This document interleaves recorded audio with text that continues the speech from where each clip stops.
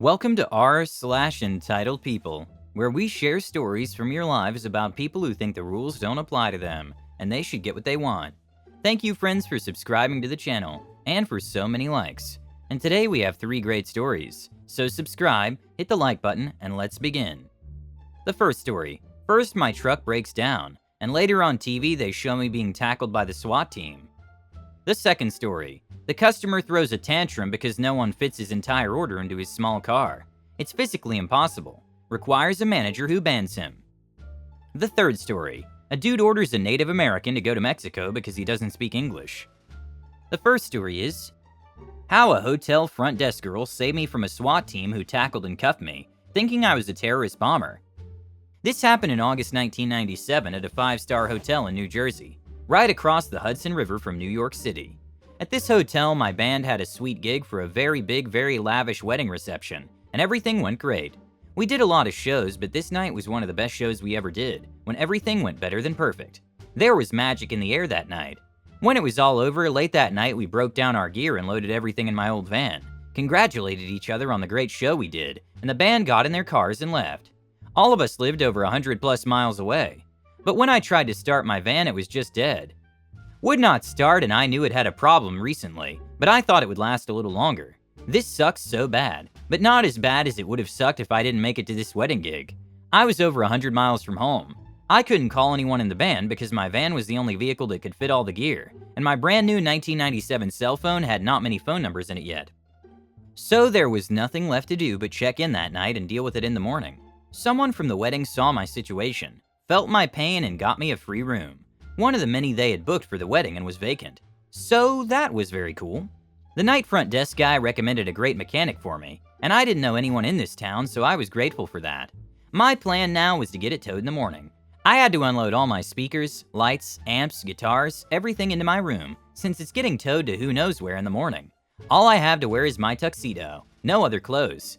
I could not stay another day at this hotel because the next day they were 100% booked. So I called and booked a small U-Haul truck to come back and collect my gear. Next morning, hot as hell summer day, my van gets towed to the mechanic, and I took a cab to the U-Haul place wearing my tux shirts and pants. Took me a couple hours to do all that and get the U-Haul. This old truck they gave me looked like the most beat up, dirty, dented U-Haul in their whole national fleet, but it did the job and I wasn't complaining. I drove back to the hotel to pick up my gear with this decrepit U-Haul wearing a tuxedo. And in the parking lot, I see there's a lot of action going on at this place now. Parking lot is packed, and a TV news crew is out front. Lots of cop cars, and the place is very crowded. So I'm curious for sure. I pull up to the front entrance and someone yells, "That's him, that's him!" And I'm looking around wondering who's him. Suddenly out of nowhere, a SWAT team pulls me out of the truck, slams me down on the ground. They're screaming and cursing, 5 knees on my back and a police canine dog barking in my face. I try to talk and I'm commanded to STFU MF. We got you, F-head. That's when the front desk girl came running out screaming, "That's not him. That's just the wedding singer. Let him go. I know him." That's how the front desk girl staved my A.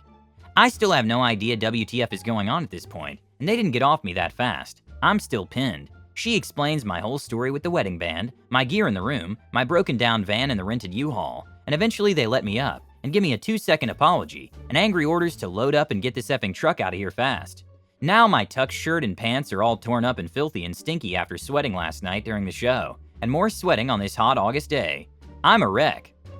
How this happened. What happened was the UPS company was dealing with the largest strike in terms of striking workers that the country had seen thus far. Almost 100% of UPS workers who were members of the Teamster Union were involved in the strike. During the strike, UPS losses were over $600 million. They were having fierce negotiations with the Teamsters to settle the strike at this hotel that day, and it was a very contentious event. The police had a believable bomb threat tip that they took very seriously, and when I drove up looking like a dirty slob wearing a tux shirt driving this old beat-up U-Haul to this 5-star hotel, they thought I was the bomber, and my truck was the bomb. If they thought I was a terrorist bomber, I don't know why the F they didn't stop me before I got to the entrance. I collected my gear out of my room as fast as I could and left. What was one of the greatest nights turned into one of the hardest, weirdest days of my life. To add to the bizarre events of this day, when I finally got home that night, I turned on my TV and see the NYC local news is reporting about a bomb scare at the hotel with the UPS strike negotiations. They're showing a few-second video clip that shows me from a distance, looking like a total slob in a ripped-up tux shirt. loading my speakers into the U-Haul.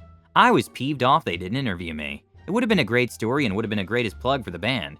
Thank God I took the time in the morning to chat with the front desk girl, to tell her my whole story about my van and the U-Haul, or it could have been a lot worse with those cops.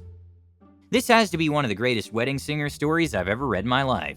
You can thank your stars for the porter to save you. Talk about a plot for a movie. That would be a very cool idea for a comedy. Such a coincidence. First the car broke down, then I had to carry all the equipment. Then this horrible truck. A scene with a special title. And then you got on TV. That's 10 out of 10.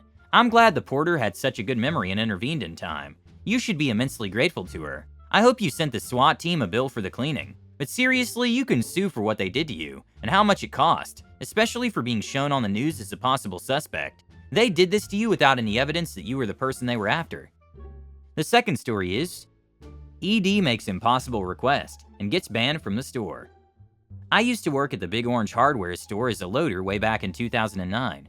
As this story occurred 11 years ago, some details are a bit blurry. I apologize in advance for this. Now for the story. An ED came by to order 20 bales of pine straw. He had his kid with him who didn't interact with us, so he won't have dialogue in the story. ED only had a tiny compact car, and there was only enough room inside for 5 bales max before it became unsafe to drive, and maybe enough room for 10 if safety for his kid wasn't a concern. Here's what transpired.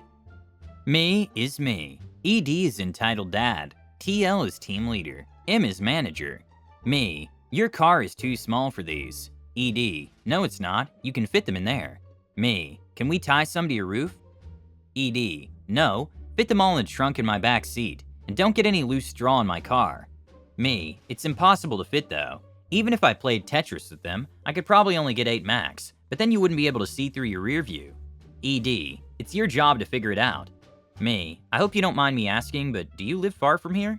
ED, I'm about 5 minutes away. Me, okay good. Would you be interested in renting one of our trucks to help in transporting these bales? They don't cost much, and since you're so close by, it should be quite cheap. ED, no, I don't want to pay any more than I already have. Me, are you sure you can't let us tie some bales to your roof? ED, no, I don't want them falling off. Me, alright, I'll see what I can do. I contact our TL over the radio and tell her the situation, and ask her to come out to the loading area. TL, sir, there's no way they can fit all 20 bales in your trunk and back seat. Are you sure you don't want some tied to your roof? ED, well I don't want them falling off and I don't want the twine too tight to weaken the bales. TL, would you be interested in one of our trucks? That'll make it easier, or you can come back with a van or truck of your own. ED, I want them in my car. TL, they won't all fit then. If you want to use your car, my loaders can fit whatever they can, and you can come back to get the rest. You can make as many trips as you want. ED, I guess that'll be okay. TL, okay, great. Looks at me and my loading partner. Fit whatever you can, and this gentleman will come back to get the rest. Me, alright, we'll do that. TL walks back into the store. Me and my loading partner grab some plastic sheets to lay down in his trunk, back seat, and floorboards. ED, wait a minute, what the hell is that you're putting in my car? Me, plastic sheets to keep loose straw from getting in your car. ED, you can't do that. I don't want your trash in there. Me, sir, you said you don't want loose straw, and this will prevent that. ED, can you get your supervisor again or something? I don't want your trash. Me, sir, all she's going to do is reiterate what I just said. If you don't want to lose straw in your car, then I really suggest taking this plastic. ED, call that lady on your radio again. Get her out here. Me, alright. Calls for TL again and requests her to come back to the loading area. TL, sir, you said you don't want loose pine straw in your car, yes? ED, that's right, and I don't understand why that means I have to take your trash with me. TL, sir, that's not trash. It's sheets of plastic that we have for the sole purpose of preventing spills in customers' vehicles. My loaders are only taking precautions so they can fulfill your request.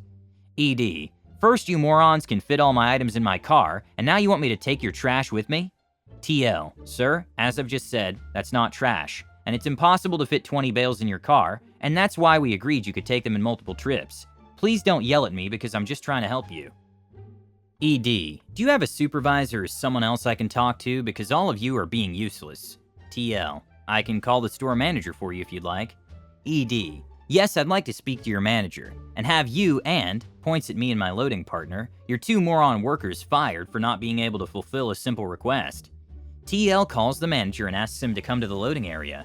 M. What's going on here? Sir, why are you yelling? ED explains the situation to M. M. Sir, if you don't want loose pine straw in your vehicle, then I definitely suggest you take the plastic. ED. I don't want your effing trash. M. Sir, can you follow me? ED. Finally, someone's doing their job and helping me. M leads ED to the customer service desk and makes the clerk refund ED's order. M. Now you need to leave my store. ED. What do you mean you weren't giving me those bales for free? M. You were abusing my employees and used profanity at me. You will leave and you are banned from my store. Get out before I call the police. ED gets in his car and peels out of the parking lot.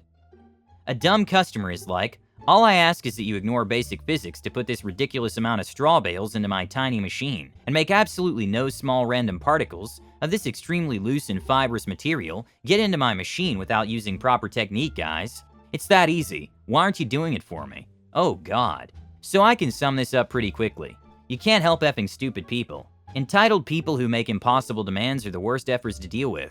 Love how he wanted the bales for free and got SH down in the most inglorious way. What an arrogant P. I'm glad your manager stuck up for you. And the last story is, if you want to speak Spanish, go back to Mexico. This didn't happen to me, but I was lucky enough to witness. My great aunt and uncle own a large portion of land in northern Wisconsin, which is about a 4-hour drive from where my parents, siblings, and I were living at the time. They had built a few cabins on the land, and every summer we used to go up there and stay for about a week.